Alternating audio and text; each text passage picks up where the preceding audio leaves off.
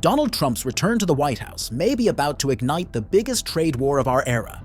It is not the same conflict we saw a few years ago. This time, the cards have changed.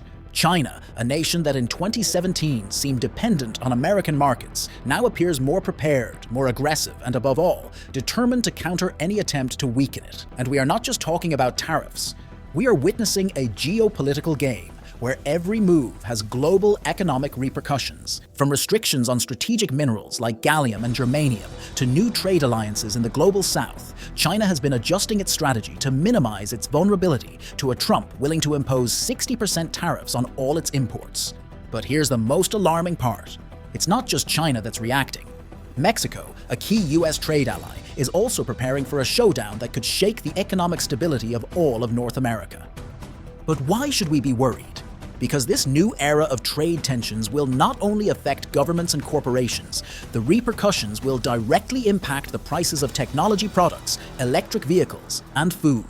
Are we prepared for a world where living costs will skyrocket due to an escalation of protectionist measures? Your opinion is very valuable to all of us, so we ask you to share it with us in the comments. Stick around as we unravel the complexity of this dispute, exploring how China and Mexico are reconfiguring their strategies in the face of a more aggressive Trump than ever. Understanding this new dynamic is not only key to predicting the future of global trade, it is essential to understanding how this conflict may reshape the rules of the economic game over the next 4 years. The conflict between Trump and China, from measures to direct retaliation. Donald Trump's second era brings with it an even more challenging approach to China, but the Asian country is no longer the same as the one he faced during his first term.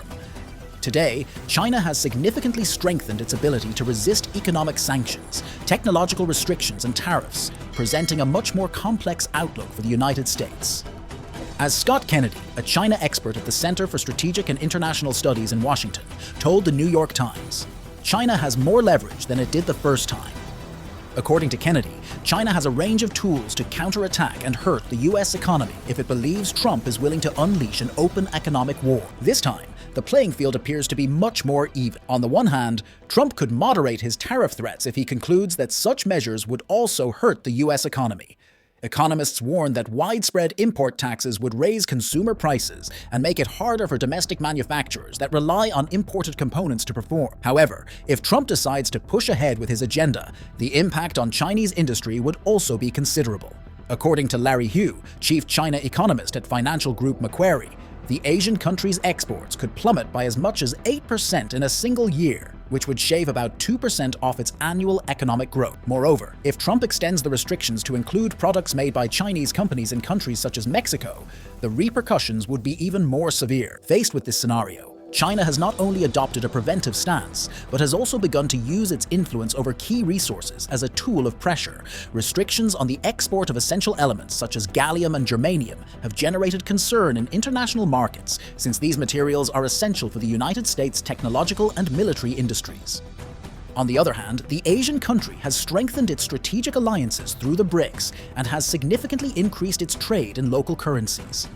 This has reduced the dependence on the US dollar in global transactions, marking an important change in the international financial structure. On the financial front, China is also challenging US dominance. Saudi Arabia's recent issuance of dollar-denominated bonds has demonstrated Beijing's ability to attract global investors outside traditional markets, such as New York or London. This move not only underlines China's growing influence in the Middle East, but also sends a clear political message to Washington. China is willing to create alternatives to the US-controlled financial system. The issuance of these bonds was a resounding success, with demand exceeding supply by almost 20 times. In addition, these bonds were sold at interest rates comparable to those of the US Treasury, a significant achievement that demonstrates the confidence of international markets in China's economic stability. In parallel, China is strengthening its role within the BRICS. This bloc of emerging economies has increased trade in local currencies, with a 30% growth in transactions in yuan and rubles in the last year. This change has a direct impact on international trade, challenging the hegemony of the dollar and offering other countries a viable alternative to the US-led financial system. Everything points to this new stage of tensions between the two powers being more intense than ever. Trump seems determined to maintain an aggressive stance, while China, far from giving ground, is prepared to respond with force. The big question remains how far this confrontation will go and what its long-term repercussions will be. With each new measure and countermeasure, global supply chains could undergo drastic changes, affecting key industries such as technology, fuels, and gold, which we will discuss later. In the next point, we'll explore how other economies, like Mexico, are also taking tougher stances against Trump's policies. Are we on the verge of an era of global trade wars? What do you think things will look like for the economy in 2025 or later? Leave us your perspective in the comments. You may be seeing something that the rest of us are missing. Relations between Mexico and the United States are also at a critical point. With Donald Trump back in the White House, the discourse and actions toward Mexico have once again taken on a confrontational tone. This time, the American president has emphasized imposing a 25% tariff increase on Mexican exports, a measure that, according to him, seeks to pressure the Mexican government to toughen its immigration policy. However, Mexico's responses have surprised both allies and detractors. During a press conference, the Mexican president was blunt in her response to Trump's threats. A un arancel vendrá otro en respuesta, y así hasta que pongamos en riesgo empresas comunes. Sí, comunes. Por ejemplo, de los principales exportadores de México a Estados Unidos son General Motors, Stellantis y Ford Motor Company, las cuales llegaron a México hace 80 años.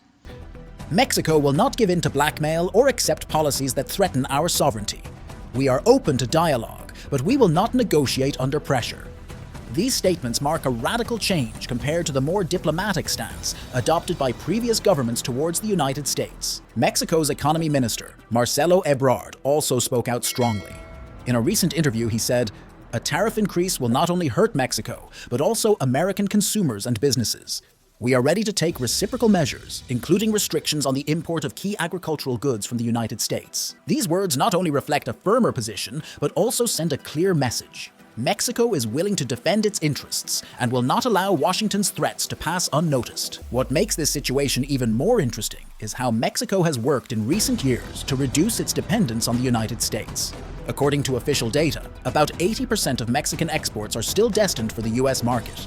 However, the Mexican government has stepped up its efforts to diversify its trading partners. Since the start of the pandemic, Mexico has strengthened its relations with economies such as the European Union, China, and Southeast Asian countries, seeking to expand its market for manufactured goods, agricultural products, and technology.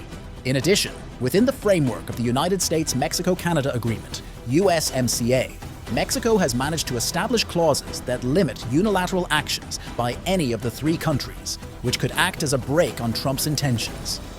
While Trump's proposed tariffs sound like a serious threat, the real impact could be more damaging to the US economy. According to an analysis by the New York Times, supply chains between Mexico and the United States are so intertwined that a trade disruption of this level would directly affect the American manufacturing industry, especially in sectors such as automotive and agricultural. Key companies such as General Motors and Ford rely on parts and components made in Mexico, while US agricultural products such as corn and soybeans have Mexico as their primary export destination.